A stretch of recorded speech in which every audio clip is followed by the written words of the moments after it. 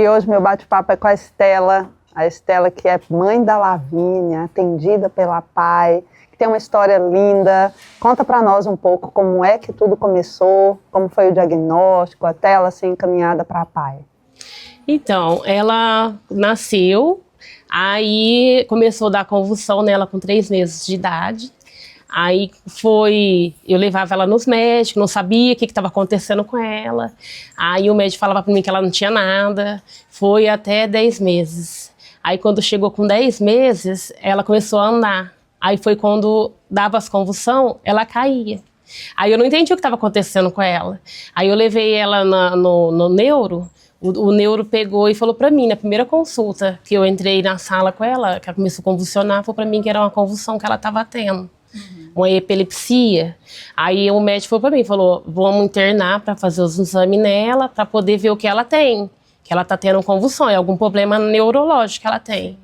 Aí eu levei aquele susto, porque eu nunca tinha convivido nessa situação, ainda mais a primeira filha. A gente, quando tem o primeiro filho, você espera, você sonha em ter uma criança normal, uma criança que vai evoluir, que vai crescer, que vai engatinhar. Então, assim, para mim foi desesperador quando o médico falou para mim que ela tinha um problema neurológico. Aí internou ela, fez a tomografia, tudo. Aí foi quando veio no laudo que ela tinha esclerose tuberosa. É uma doença rara, causa tumor benigno nos órgãos, causa no cérebro, no coração, no rim e no pulmão e na pele. No caso, a Lavínia tem na pele, no cérebro, tem no rim e agora estão investigando no pulmão. Então, assim, é um desafio. E cada vez que a gente vai no médico, é uma novidade. É uma doença que do nada tá bem, de repente surge outra coisa. E como foi até a chegada na PAI? Então, aí quando veio, ela foi para a escolinha, né, para a creche, com uns 2 aninhos, mais ou menos. Eu falei, vou pôr ela na creche. Aí eu peguei e coloquei ela na creche. Aí quando chegou na creche, ela usava fralda ainda, ela não tinha contato, assim, ela era uma criança, só chorava. Ela não tinha quando olhava.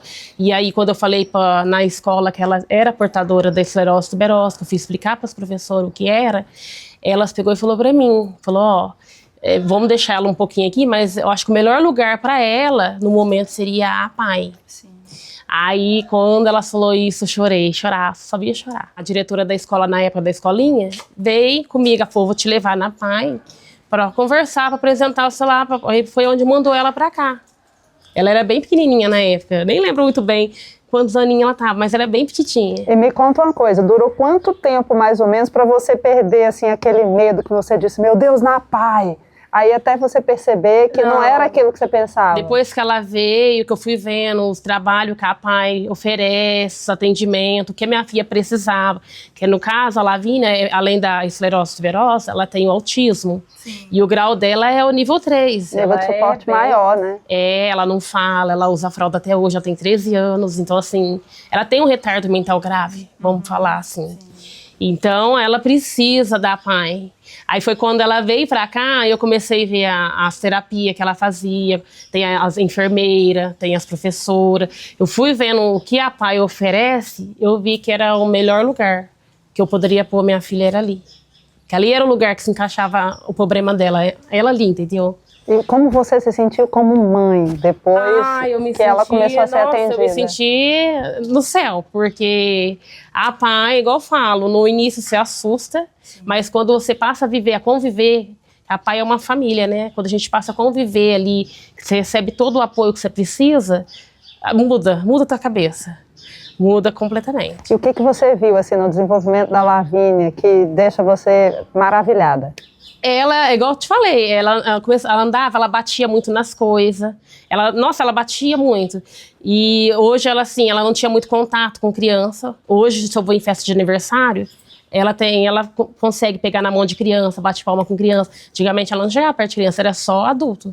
Desde quando ela veio para a escola, ela procurava só as professoras, as pessoas maiores. A criança, ela não tinha muito contato. E hoje eu percebo assim, quando eu vou em festa com ela em casa, que a gente vai em festa, eu saio, ela procura até criança, pegar na mão, bater palma com criança, interage. É o jeito dela, mas ela interage, entendeu? Coisa que ela não fazia.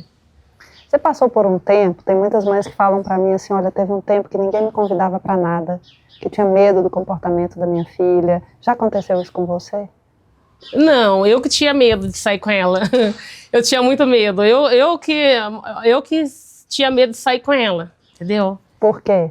Por causa do comportamento dela, das pessoas olhar, das pessoas... Que as pessoas olham, querendo ou não, inclusão não tem. Hoje não tem. Você sai, as pessoas olham torto, cochicha. Então, assim, eu tinha receio de sair com ela de casa. Você sente hoje ainda que há muito preconceito? Tem bastante, bastante. Eu vou pra Unicamp com ela, eu vejo muita coisa, eu vivencio muita coisa. Ela gosta de pegar, rodar as coisas, às vezes ela vai pra pegar chinelo das pessoas, vai pra tocar nas pessoas, você vê que ela sai, às vezes fecha a cara, não gosta. A pessoa não entende, entendeu? Sim. Acho que tá faltando muita inclusão. Eu tenho uma amiga que ela nasceu menina autista, ele chama Gustavo Henrique, ele tava fazendo acompanhamento aqui na PAI. E ela sempre acompanhou a Lavínia desde a minha gravidez, de que ela nasceu, ela sempre acompanhou a minha trajetória, a Lavínia. E ela também é um caso com o Gustavo, hoje ele tá na escola. Uhum. Só que agora ele tá saindo do prezinho, ele tá indo para o 1º ano. Sim. E ela tá sofrendo muito de medo de pôr ele na escola, porque ele não fala, ele usa fralda. Então, assim, só que hoje ela entende, porque ela vê que a Lavínia vem na PAI, eu sempre conto pra ela como que é, o Gu tá vindo fazer a terapia. Então, assim, ela pega e fala pra mim que ela quer que o Gustavo venha pra PAI, que ela também tá muito insegura que ele vai pra escola normal. E tem uma coisa que eu sempre falo, é que a gente defende o direito de escolha das famílias, das mães, de querer colocar na escola regular ou na PAI. O que você pensa disso? Eu queria que a gente pudesse escolher. Eu, no meu lugar como mãe, eu quero que a minha filha viva a vida que ela tiver que viver aqui na PAI. Por quê? Porque eu não confio ela na escola, porque a escola não tem preparação, ela usa fralda, a escola não tem as pessoas preparadas para acolher ela na escola. Eles jogam ela para a escola, lá eu vou ter que correr atrás de tudo, porque a escola eles não tem suporte, o que a PAI dá para a criança aqui, a escola não tem. Eles não estão preparados para acolher uma criança, igual a minha filha mesmo, que usa fralda, ela não fala, ela não brinca igual uma criança normal. Então, assim, ela precisa da uma pessoa o tempo todo ali auxiliando ela. Acho que a PAI é o melhor lugar. Para qualquer mãe que tem medo de pôr, não tenha medo, porque a PAI é família. Você assusta, é normal se assustar no início, né? A gente leva aquele susto, ainda mais quando é o primeiro filho, que foi o meu caso. Sim. Só que hoje, 100 vezes, se puder escolher, eu prefiro a PAI. No ano de 2025, o governo federal publicou um decreto que obrigava todas as pessoas com deficiência a irem para a escola regular. Então, não existiria mais escolas da PAI. Como é que você viu isso? Nossa Deus, eu me desesperei quando eu vi essa matéria. Eu desesperei, eu como mãe de uma criança autista, nível 3 de suporte, uma criança totalmente dependente para tudo que vai fazer na vida, eu me desesperei. Eu não concordo, eu falo assim, se a PAI fechar, eu não sei o que vai ser de nós, mãe. Porque assim, a PAI é uma família, acolhe, além de acolher ela, acolhe a gente que é mãe. Então, igual eu falo, se não existir a PAI, eu não sei o que seria de nós, mãe especial, mãe atípica. E você como mãe, assim, você lembra de alguma história, algum momento em que você na PAI se sentiu acolhida, protegida e que marcou para você? Em tudo, eu falo em tudo, porque a Lavínia, desde que ela veio para cá, eu fui bem acolhida, a psicóloga conversou comigo, ela passa, tem as enfermeiras que medicam ela muito bem, ela fica internada, vira e mexe, a Lavínia fica internada por conta do problema de saúde dela, sempre ela está internando. E aí a PAI é muito presente, eles mandam mensagem, eles ligam. Ela ficou, desde novembro do ano passado, ela ficou sem vir. Ela voltou agora, um mês atrás, a vir. Eles foram fazer visita, a assistente social foi em casa visitar ela, a enfermeira foi visitar ela, ver como ela estava várias vezes. Então, assim, é muito importante. Eu acho que escola nenhuma ia fazer isso, a preocupação que a PAI teve com a minha filha nesse período. E o que você mais tem medo como mãe de uma menina autista? Meu medo é morrer e deixar minha filha por conta dos outros. Meu medo é fechar o olho e deixar, porque ela é dependente de mim para tudo. E é só eu e as pessoas que convivem com ela, a escola, a PAI, né? sabe o que ela gosta, o que ela não gosta.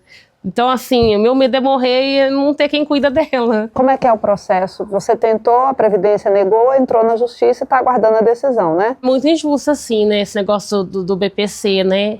Porque, assim, se a pessoa tem uma renda, ela é obrigada, eles acham que é muito fácil você viver com uma criança com salário mínimo. Uma criança normal já é difícil, você bancar com salário mínimo. De virar uma criança que necessita de terapia. A escola oferece, a PAI oferece. Só que assim, quando mais ela fizer, melhor é para o desenvolvimento dela. Então assim, os gastos que tem a criança, não só a criança especial, a criança normal. Mas a criança especial, ela tem muito gasto. Ela fica muito doente, entendeu? E assim, o benefício, eu tentei 3 vezes. E 3 vezes eles negou por conta de eu ter a pensão do pai dela que faleceu. O benefício não é para quem cuida. Teria de ser para a criança. Então, assim, a mãe, ela teria de poder trabalhar. A mãe que recebe o BPC, ela tinha de trabalhar. Porque não é fácil você viver só para a pessoa, só em função eles pensam só que você é obrigada a viver com o salário mínimo. Só que só o salário mínimo não dá. E sem contar que a gente adoece, fica em casa, você não pode trabalhar.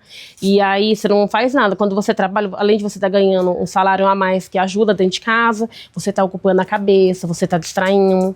Porque você passa a ficar dentro de casa. Eu mesmo passei a ficar dentro de casa, assim. Eu não trabalho mais por conta dos problemas da Lavínia. Ela começou a internar muito. Eu passei a ficar doente. Porque você fica só focada no problema. Só no problema, entendeu? Eu tenho dito que, da forma como a lei está hoje, ela condena a mãe, na maioria das vezes, e o filho a viverem com um único salário mínimo, sem dignidade. Então, isso realmente precisa mudar. Precisa ser mudado. Precisa, assim, eu acho que eles têm que olhar mais, assim, para gente que passa, que vive, né? Porque a gente falar é uma coisa, você viver a realidade é outra. Com certeza. Às vezes eu contando aqui o que eu passo, é fácil. Agora eu quero ver você viver todo dia. Você sobreviver com uma criança com salário mínimo, você pagar uma prestação de uma casa, uma água, uma força, despesa da compra. Todo mundo sabe que hoje no mercado, R$100 você não faz mais nada. Uma caixa de leite tá um absurdo. Então, assim, precisa ser mudado. Acho que eles têm que olhar mais nessa causa. No seu caso, o pai da Lavínia, ele faleceu. Como é que é? Você, como mãe solo, dá conta de tudo, de você, da sua vida, dos cuidados com ela? O pai da minha filha faleceu tem 6 anos. Ele faleceu de câncer. Então eu falo assim, se não fosse a PAI na época, porque só a PAI é a que mais acompanhou a minha história.